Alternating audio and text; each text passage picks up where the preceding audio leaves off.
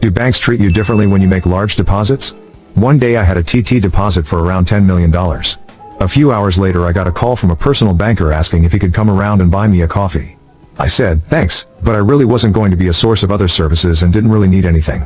He eventually said I'd do him a big favor if I would let him buy me coffee, otherwise he'd get in trouble with his boss.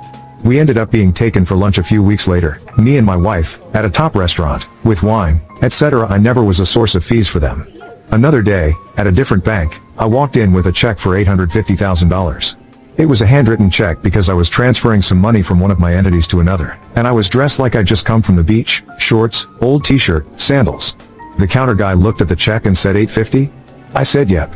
He pressed a few buttons and gave me a receipt which I stuffed in my pocket. When I got home a few hours later, I happened to glance at the receipt. Yep, you guessed it, $850. This was late on a Friday afternoon, too late to ring the branch. Over the next couple of days,